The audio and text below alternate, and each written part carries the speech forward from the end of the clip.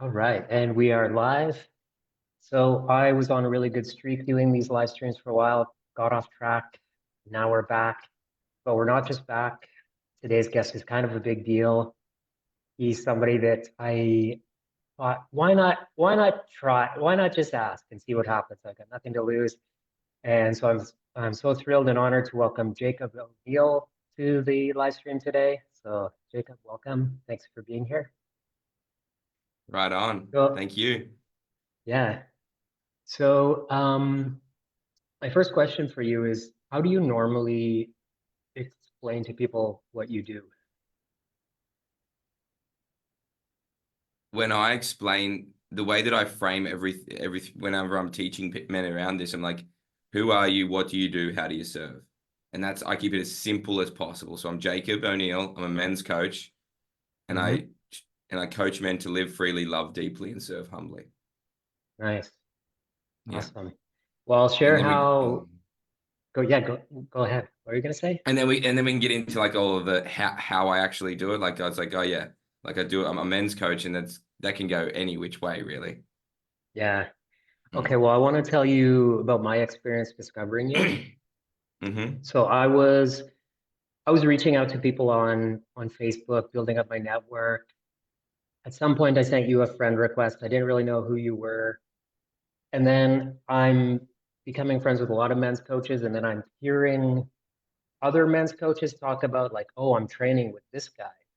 You like Mm. I'm training with Jacob O'Neill, and I'm starting to think, okay, so this guy's kind of like the teacher of the teachers in a way, is kind of the impression I was getting. And then I start seeing these beautiful videos and photos of some of the events that you've been putting on. I know you've got another one coming up in the not too distant future, and they just look so epic, like so many men there, so much energy. The production value of the videos and photos that you guys are doing is so cool. And I was just like, oh man, this is what's up. This is really exciting stuff that you've got going on.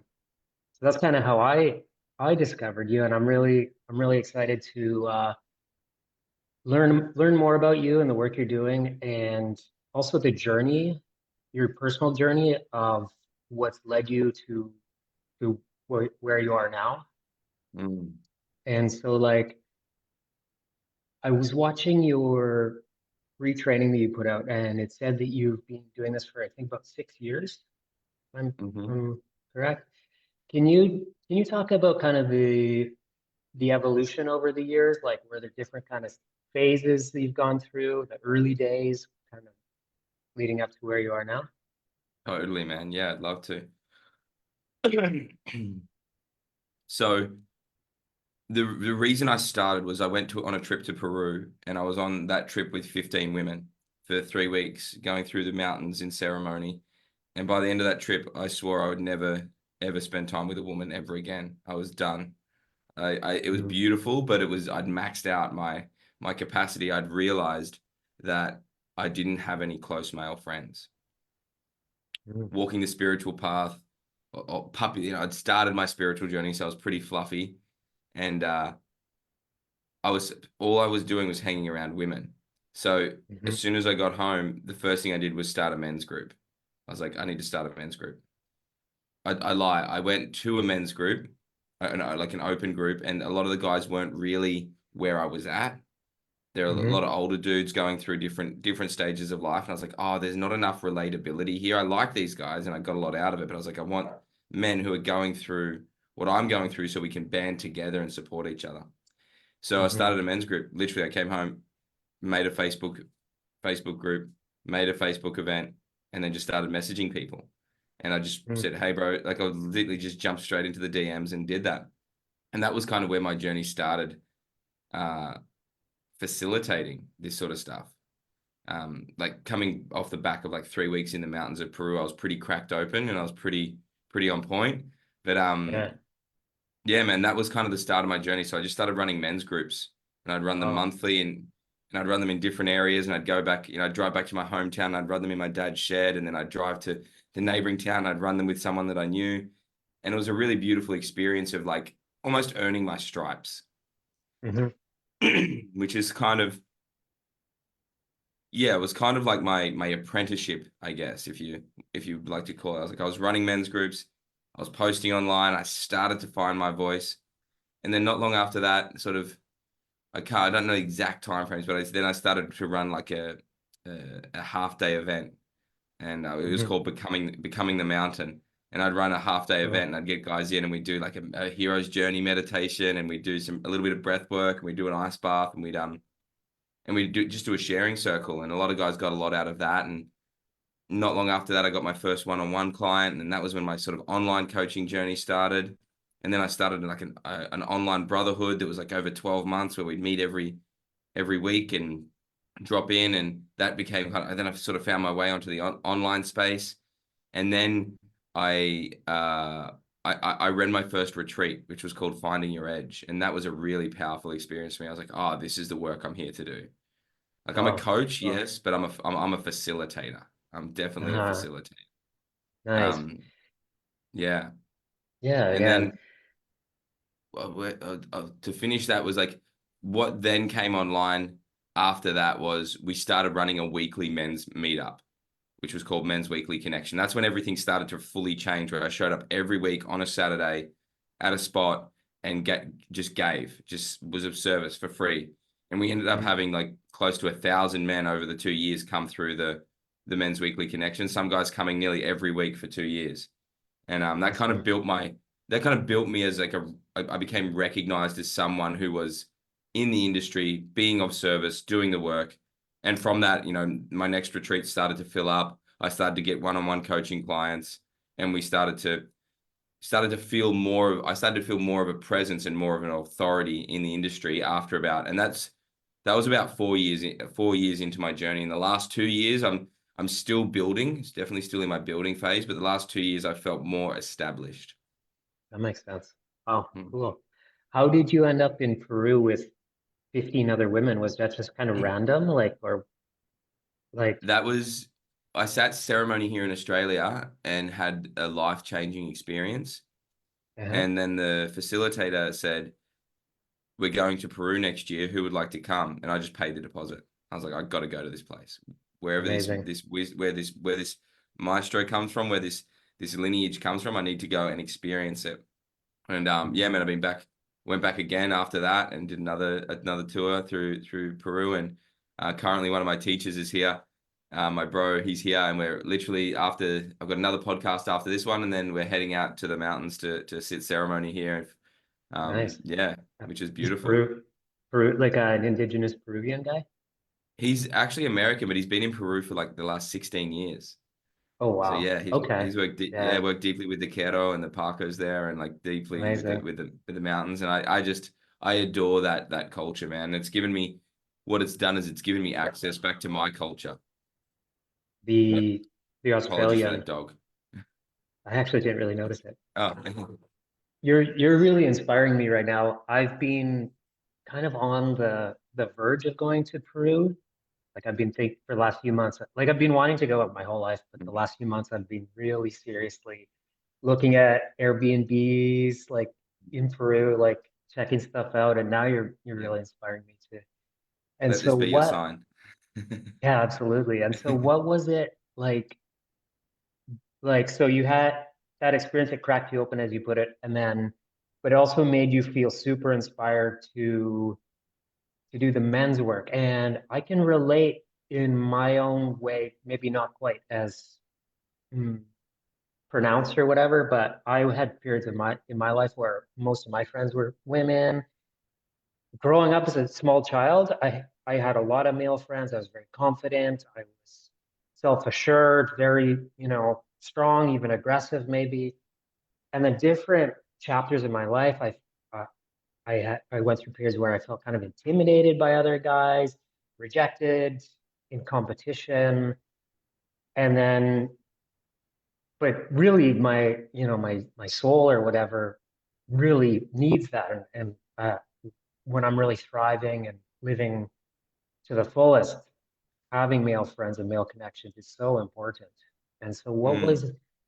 what was the process of, like, you're in Peru, surrounded by all this feminine energy? I've read philosophy about Peru is like the female center of the planet and stuff like that, which Mm. maybe is part of that.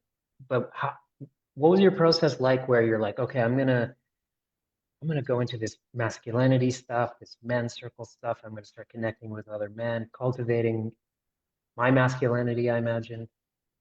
I was on the bus. We were coming back from a day of ceremony from a beautiful location. And I just remember listening to the same like spiritual music that was super feminine, beautiful music. But by the end by the time I got to like I was listening to this same music again, and I was like, I can't fucking do this. I can't like I need something grittier. I need something more because it was so beautiful and all these beautiful like and I was there with my partner, my wife now, Meg, and all these amazing, they were all so amazing women, but they were women and they were listening to Hmm. music that women like to listen to. And I was just Hmm. like, it felt like I was drowning in the beauty of life, but I was like, I just want to punch someone. I just want to tackle someone. I Hmm. just want to like, I want to roughhouse. I want to go get a beer. I want to have like a male experience. And Yeah. that was so funny because like I was just like I remember putting my headphones in and listening to AC/DC, and I just Okay, remember putting it that's on so loud, like, yeah. and I'm just like sitting there and I was just meditating and I was just like fuck, this is heaven. I was like I could just feel myself like real, and I just realized it was more in that moment I realized something was missing from my life. It wasn't just in that bus on that trip. It was like, oh, I Hmm. don't spend time with men and Hmm. I want to. So it was like not necessarily around me cultivating my masculinity. It was more around me like it wasn't that I wasn't that aware. It was just like, oh, I just want to hang out with bros.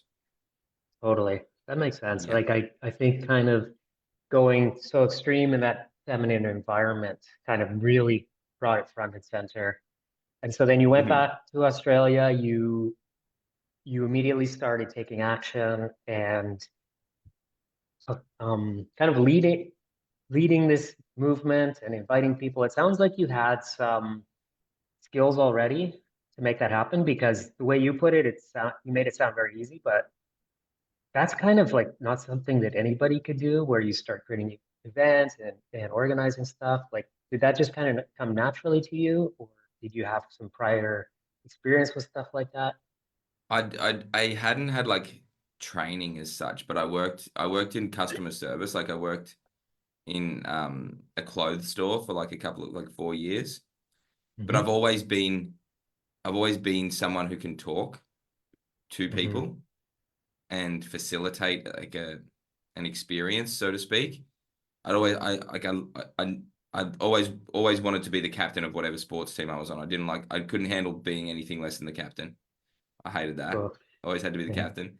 Yeah. Always wanted to be school. Yeah, always wanted to be school captain. All that sort of stuff. Always wanted the leadership role. But I got into action sports, BMX in particular, and Okay. skateboarding. And through that, I like I lived in a small country town, so there wasn't a lot of people that did that. But we created a small community around the skate park, which the skate park was still half an hour from my home, mind you. It was 40 kilometers away Yeah. in the next town over. So I worked in that town and I decided to run skate events, like skate competitions. So I Okay. would organize, I'd put the ad out in the paper. I would Mm. promote it. I'd ring everyone. I'd let everyone know what was happening. I'd bring the suppliers and get prizes, and then I'd organize the barbecue, and then I'd organize the speaker and everything, and then I'd get down there and run an event just without a Cool. schedule, without anything. I'd be like, I'm just having to go. Nice. Yeah, I So I kind skated of when I was a teenager. yeah, such a good sport. But I just did it because it wasn't there. What like I wanted to do it because we weren't not having what I wanted was kind of the training that I got. I was like, oh, you don't have what you want? Well, you're gonna have to create it. So like I knew in the cities they had skate comps, and all I wanted to do was compete. Hmm. Ironically, I never competed in them because I was always running them, but I Hmm. wanted that experience of being amongst like guys from all different towns, and I wanted to bring Cool. people together. So I would say that my circumstances kind of created the training grounds for the role that I now play in the world. Yeah, that makes sense because organizing those skate events and then organizing those the men's meetups. Mm. Later on, it's very similar. When Yeah. you first started, like when you went back home from Peru and you first started organizing things, um, how did you know, like, or what was your process of kind of determining like what what the event would be? Like, was the very first thing, was it an in-person event or was it like online or like Yeah, I what was was in the first? person. Okay, and how did Yeah. you know like what? So you get some. I'm imagining you're getting some people showing up, right? Because Mm. you're putting the word out, you're DMing people and stuff. It's time for the event. How did you know like what to do? Like what kind of how to lead the activities or however you put it? I didn't, man. Like I didn't know how to do it, so to speak. I didn't have like a manual or an instruction booklet. Yeah. But I'd done like my partner was in network marketing, doTERRA, essential Mhm. oils. So I'd been to her events and I'd seen how she runs like an event. I'd run a couple as well. I jumped in, No I'll way. give this a go. Um, Yeah. and I'd That's been, yeah, that's so and I, funny. yeah, So you took inspiration from the essential oil network marketing meetups yeah, yeah. and applied that to kind of you got a group of Yeah. men there Mm, and take like what how were they mm. kind of structuring those essential oil network marketing meetups that what like The, what parts of that did you take? I just took the part of it that you sit in a circle and you start by dropping in. That's how we would always Okay. start one of the, yeah. So it'd be like, okay, cool, Okay. let's all pass around an oil. Let's take 3 deep breaths and then let's just like arrive in the space. So I was like, cool, Okay. can do that. Yeah. That's easy. And then Yeah, also yeah. from all of this the ceremony work, we'd sit in a circle at the end and we'd share. And I got Mm, pretty good at sharing vulnerably or sharing. I got pretty good at sharing what was alive for me. I wouldn't say vulnerably. I'd say I got pretty good at sharing what was alive with me, and I got super comfortable with that. So the way that I ran these men's circles would be like, okay, cool. Everyone gets a check in. How are you? Where are you at? What are you feeling? And yeah. we'd run that, and then after that we would do. I'd pretty much run the same kind of vibe. We it evolved, but for most of them, the first men's circle I'd run in a place, it'd be, what are your three biggest fears? And we'd go around again and everyone Okay. would speak into their three biggest fears, and then we'd finish on, what are your three biggest desires? Yeah. Like if there were no rules, and a lot of guys found it a lot easier to speak about their fears than about their desires. Mm, And in between all of this, man, I'd always make up an essential oil blend. I'd give all these guys an essential oil, and some of these guys still nice. have the original oil from like 4 years ago. One guy, one of my best mates, he's still got the oil, and he just loves it because Nice. it reminds him of that sort of time we all came together. So I'd Mm, give them that. We'd have a little bit of food, and I'd throw some. I was always a big fan of coconut water and kombucha, so I'd have all that there for the guys. And some guys had never tried health foods before, so I tried to give them hmm. a texture of like, hey, this is what health can look like. Healthy emotional sharing, healthy food, healthy reflections, healthy spiritual connection. We'd do a meditation and I'd guide the guys on with just two songs, and we'd all like take frankincense and smell it. And there'd be like a beautiful moment of like spiritual. Cool. So for me, it was about facilitating an environment that allowed men to really, really just like be themselves. Cool. Mm. And listening to that, it's making me realize how it can be really simple in a beautiful Oh, way. Like, just dude. what are your three biggest fears? What are your three biggest desires? You Mm, don't have to be some reincarnated Buddha mm, with a PhD to, I mean, not like there's people doing incredible work that we mm. should acknowledge, but at the same time, just to bring groups together and share and communicate can actually be beautifully simple. Bro, it's so simple. This is what a lot of the time what I what I say to men, I'm like, you can already fucking do it. You just need me to tell you you can. Like you think you need all of this Mm, structure, you don't. You think you need to know yeah, everything, you don't. Like how like, go on to if you can go if you've got a Facebook account, you can make a Facebook event. And if you've got a yeah, Facebook account, you've got friends that you can message. totally. So it's a Like, beautiful yeah, thing. yeah, bro. Yeah, Like a lot of guys get frustrated with me because I won't give them all of the manuals. I'm like, that's just more shit for you to read. like the black belt secrets. Yeah. You're hiding the real, the really good stuff. Yeah, the secret is there is no secrets. Like it's just like and I say that, and as we get into deeper, more um more not aggressive, but deeper, more profound work, then I do believe appropriate training is required. And we're building a Hmm. lineage right now of our work here in Australia, and it's growing, but it's at its early days. And Hmm.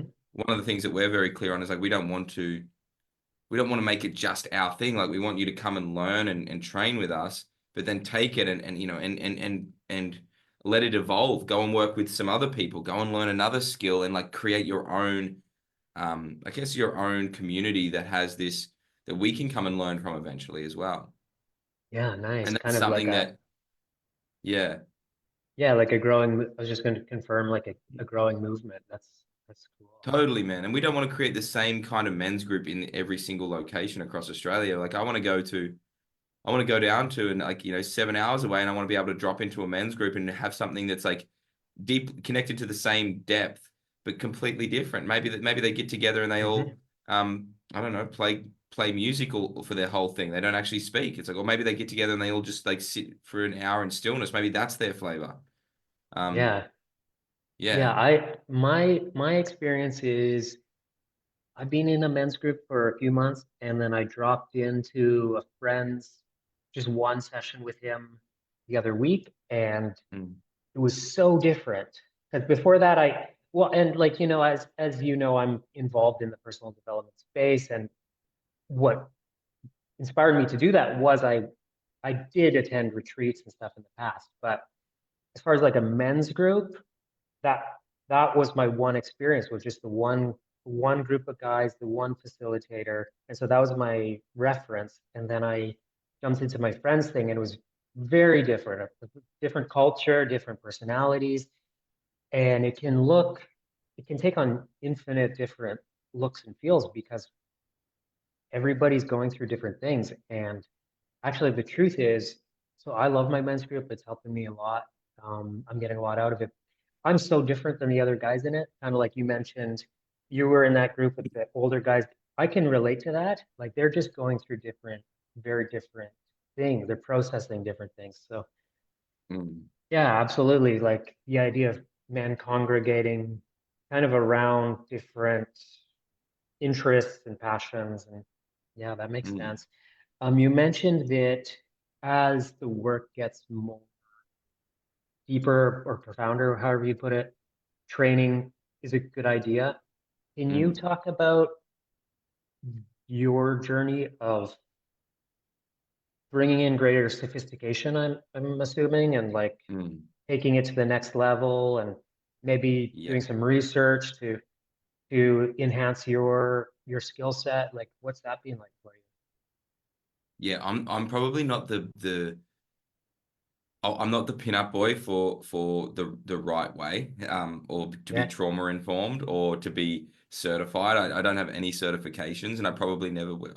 I'm toying. I'm just starting to feel like I could go and do some official training. But Okay. I worked one of my first like for me, bro. It's been the medicine. It's been working deeply in Yes. ceremony with the plants, with the teachers. Like that's Hmm. been my initiatory experience. And then I got into men's work and I started to actually go and experience other men's work. So my Hmm. first coach, shout out to Blaze Grinner, I did his initiated program, which I was in a container for 3 months learning how to facilitate. And I also got to go along and be a participant at his retreat. And that was a powerful experience for me. Cool. Yeah, first time I ever really got connected to my rage. I learned like I was very much in my light, my love and light, and then I came down into my Hmm. dark and deep.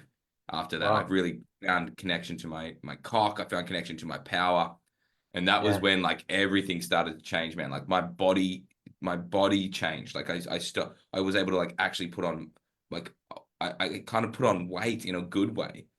Like Yeah. Yeah. Yeah. I was so scrawny before that, Yeah. and I started to move differently. And then from there, bro, I joined like a 12-month brotherhood, and we went and did different retreats with those guys. And then I've been going to different retreats and being a part of those and learning from their culture and taking what works for me and what doesn't, and going to personal development things and learning different connection practices and different ways to bring people together in a room and be like, oh, this applies beautifully to men's work.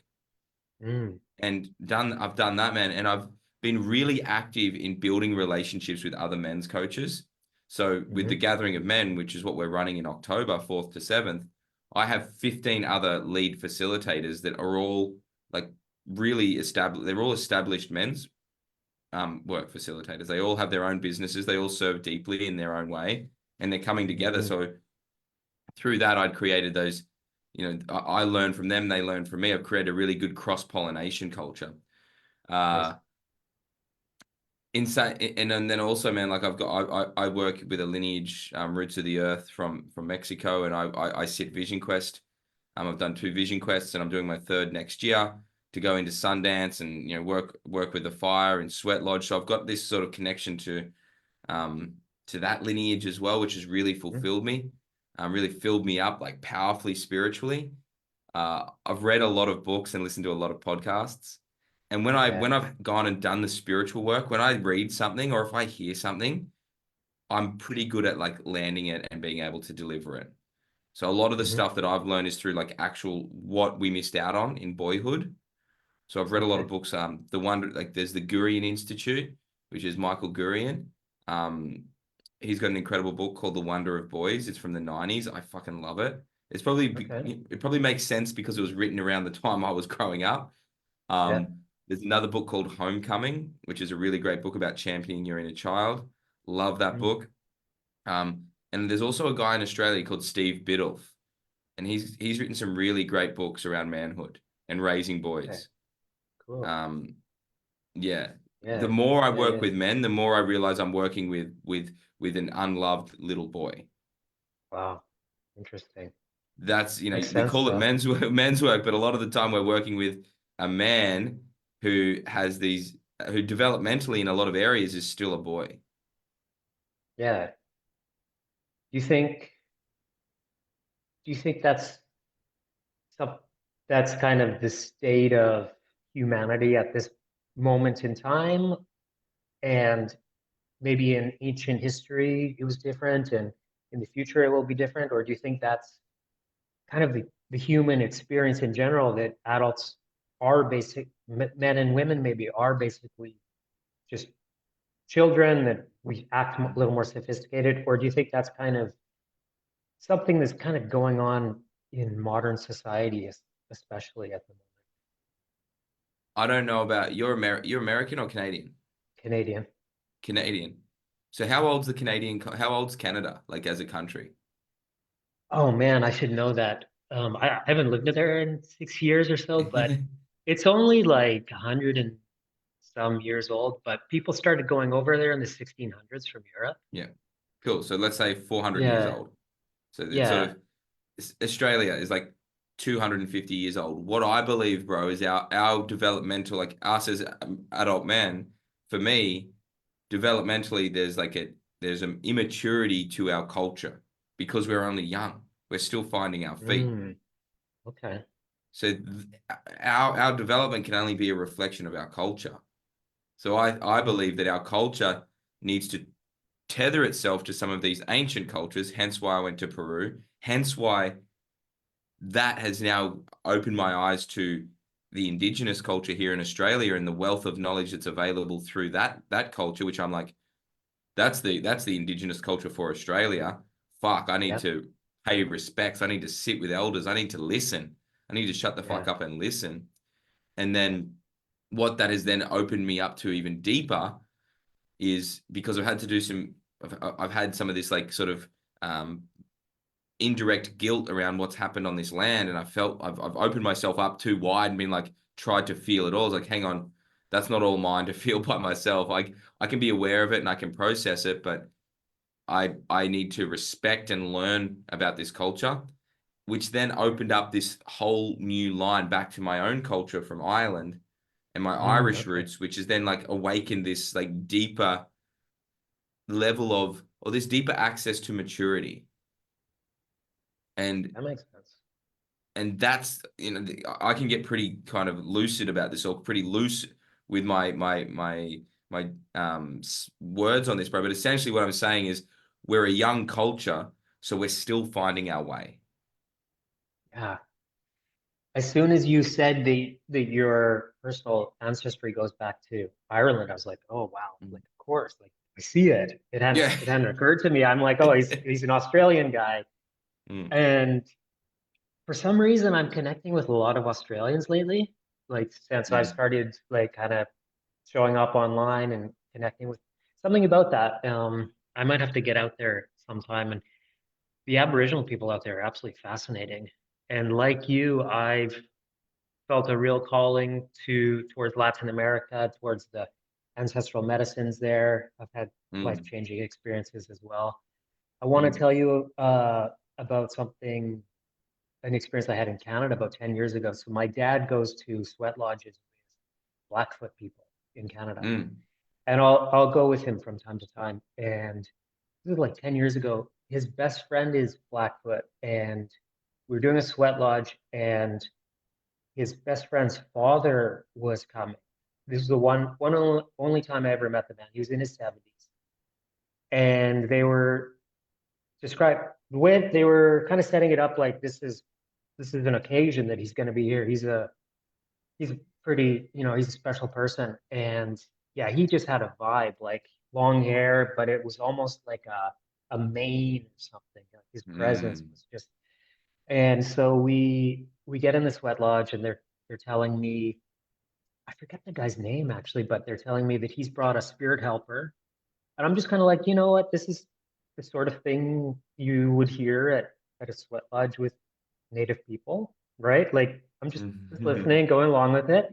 And and so we close the door, pitch black, and then I hear like I don't know if this is coming through my mic, but it's like this this sort of sound. Can you hear that? Yep. Like Yep. all around my head, and it's like the ceiling's really low, like you can't stand up, and it's just super loud, and people are chanting and shaking shakers and drums and stuff, but there's this like intense flapping sound, and afterwards I was like, what was that sound?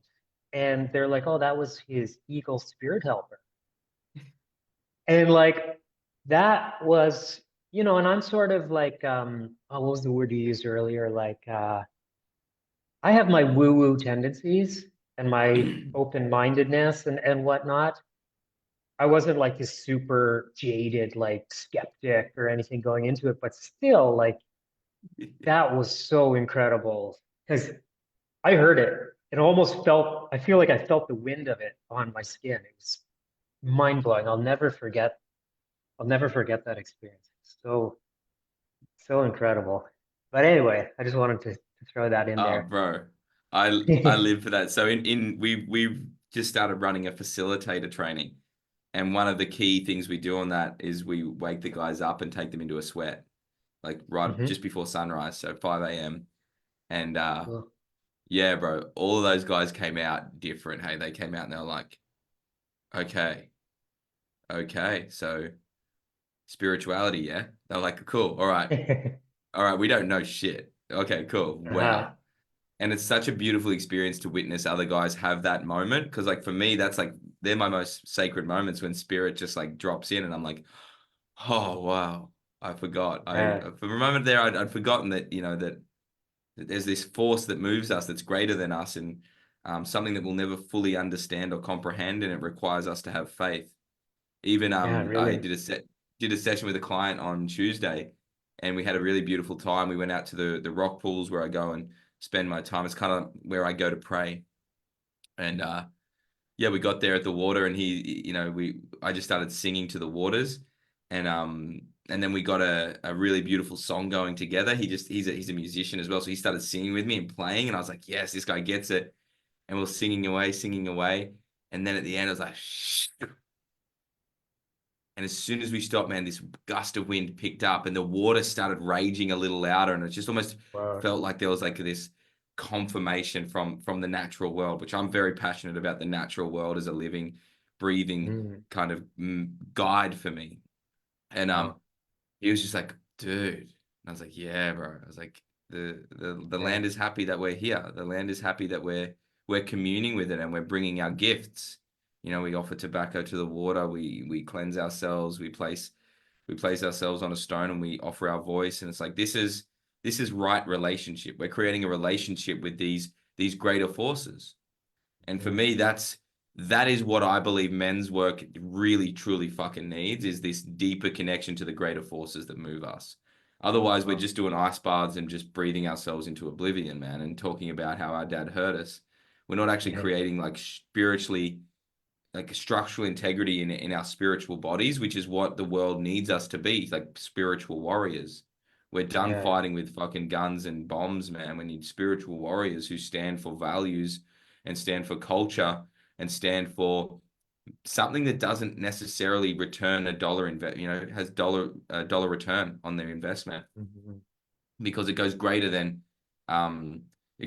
than our lives. And that's what if we circle back to the immaturity, I think developmentally, as nations, Canada, America, Australia, we're young, so we only Mhm. see things through what can we get Mhm. from our investment of time, energy, and resource. What can we get, rather than what can we give to ensure that this culture continues. So I Yeah. just think we just got a little bit of growing up to do, man. We're just angsty teens in our room listening to emo music at the moment. Fair enough. Yeah. Probably. I agree with Mm. that. Mm. Um, Are you proud of okay, your well, national anthem? Are you proud of your national anthem? gosh. Um, okay, so my relationship to nationalism has changed over the years. I grew up Yeah. I grew up I grew up being punk rock. I was Yep. like I was like kind of anti Yes. corporations, anti-government.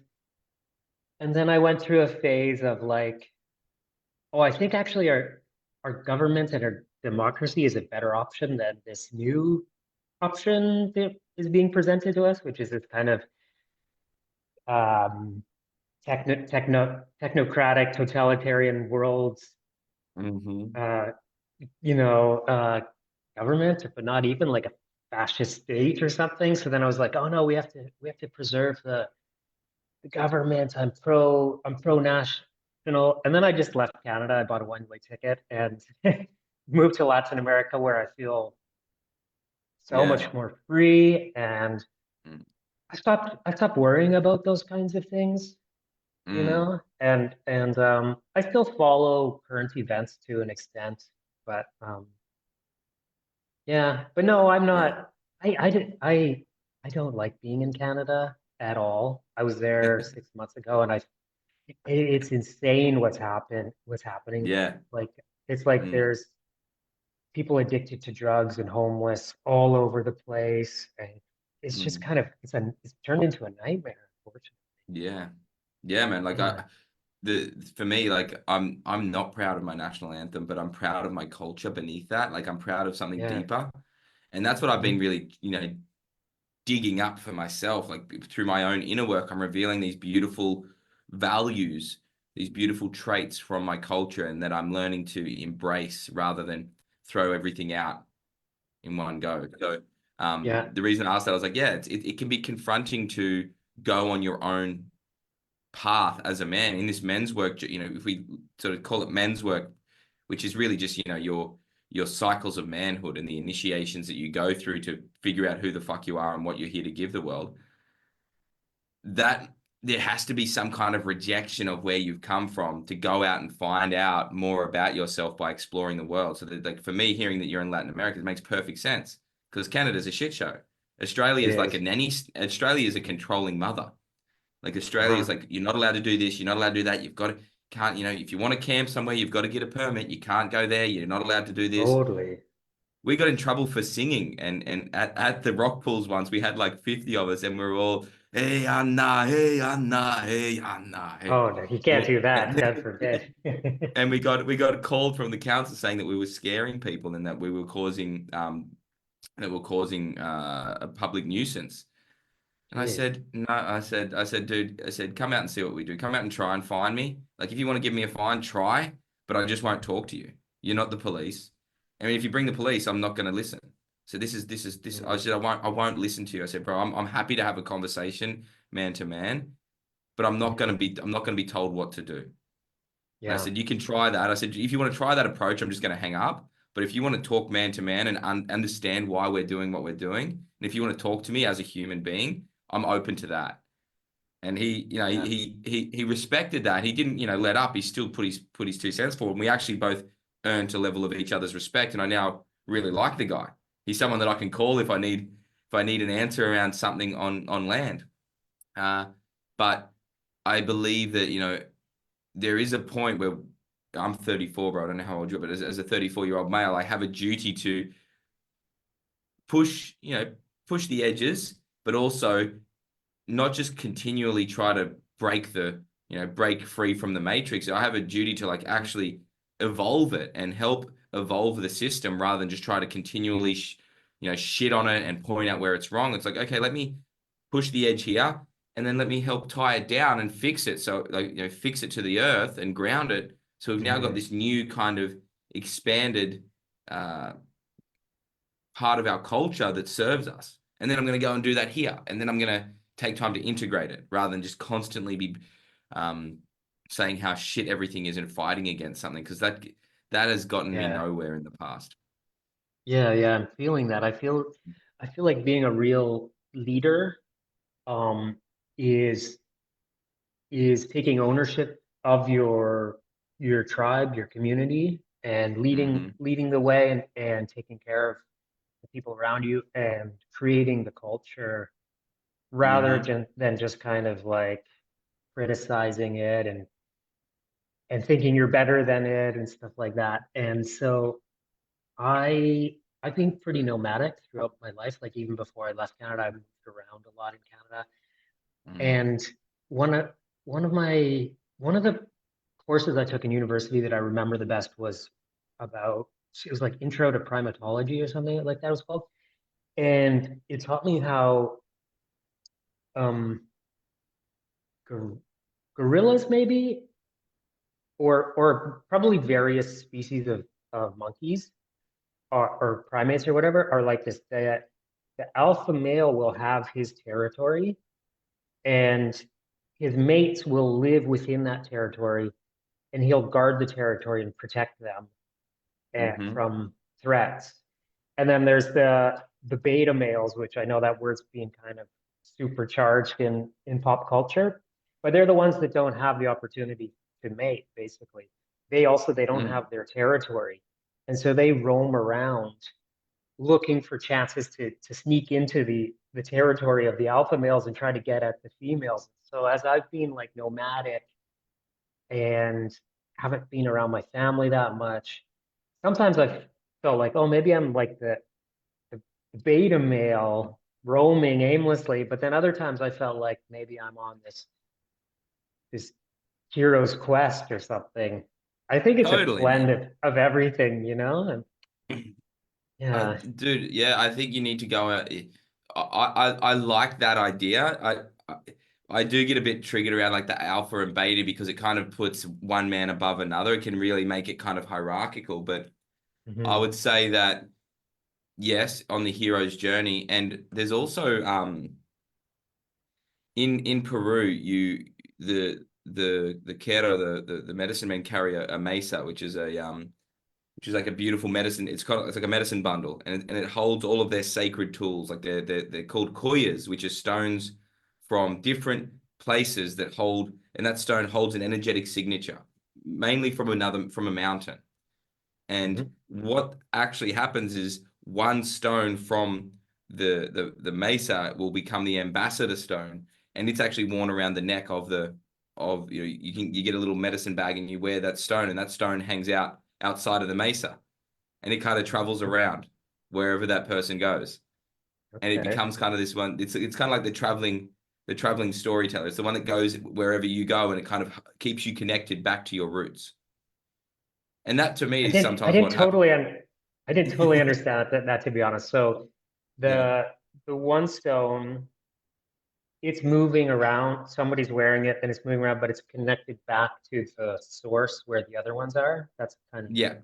Yeah. So yeah. like you have your medicine bundle, right? Hmm. And this is this is all me just interpreted from my own learnings. I don't shoot me if I've got it wrong here, but essentially Hmm. they can have like a koya, which is so they have a bundle of stones, right?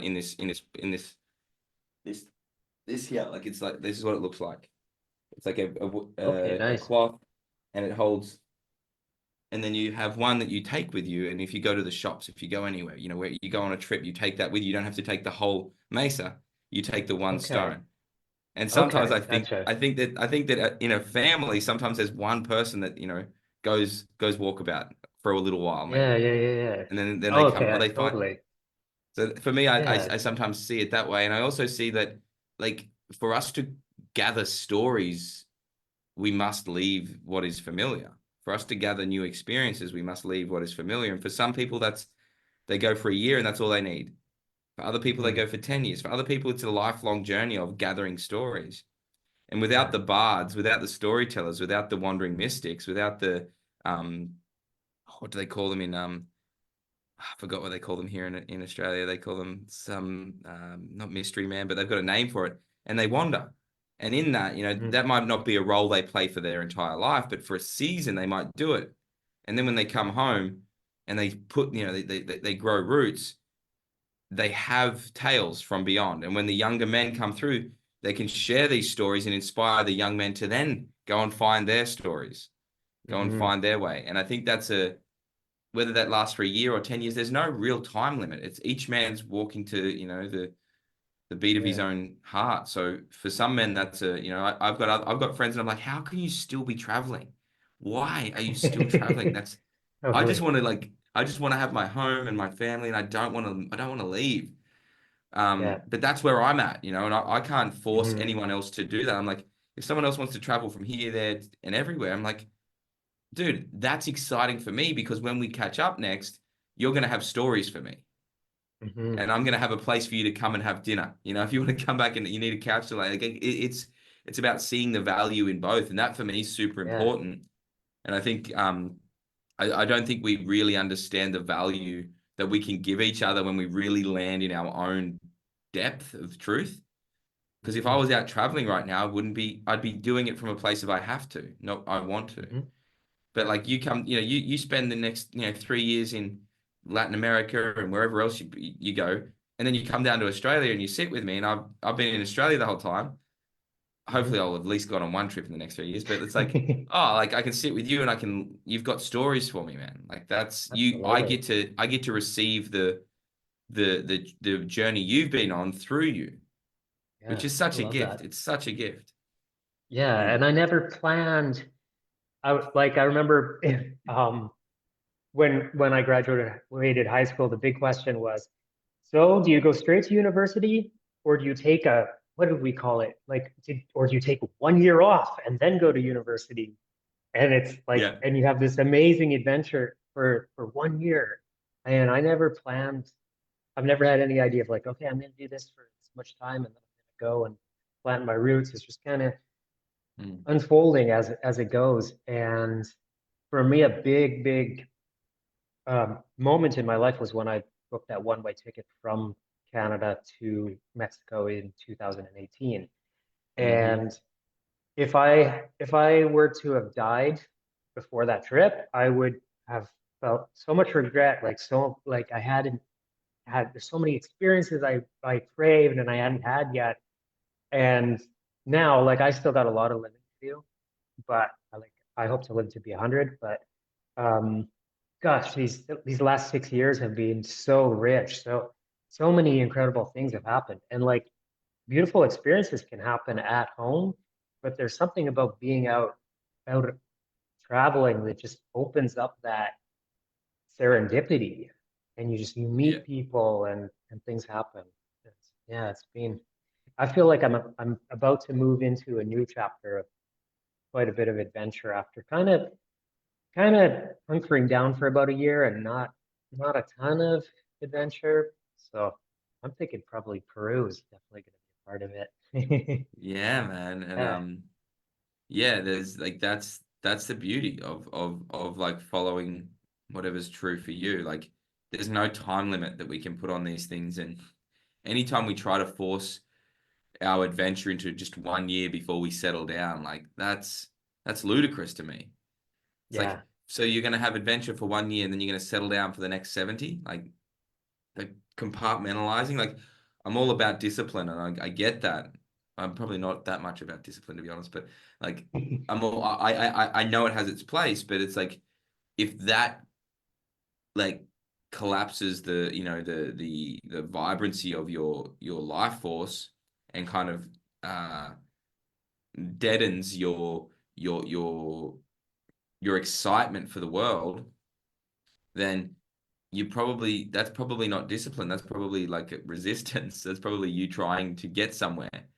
And that, Hmm. I don't know, man. Like I'm probably not the best guy to talk about, being financially successful or business successful, because I don't really walk that path and follow those rules. And I'm learning to be a little bit more that way. But I'd rather have 1,000 stories and die at 50 than Hmm. have $100 million in the bank and die at 80. Yeah. And Yeah.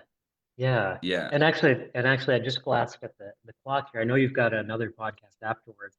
Speaking of money and stuff, I think you're going to become fabulously wealthy in the future. You're a very young man, and it is incredible just the scale of these events that you're doing.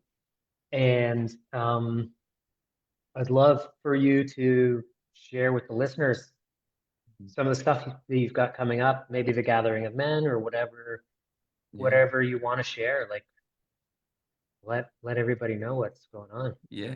Thanks so much, bro. I've loved this chat, and I've loved where it's. Yeah, I love when I speak to another bro that understands or at least acknowledges the spiritual path that men are here to walk. There's, whether it's to go walk about, whether it's to sit in the sweat lodge, whether it's to work with the plants, whether it's to, play songs. It's important for us men to be having these conversations and normalizing it first and foremost.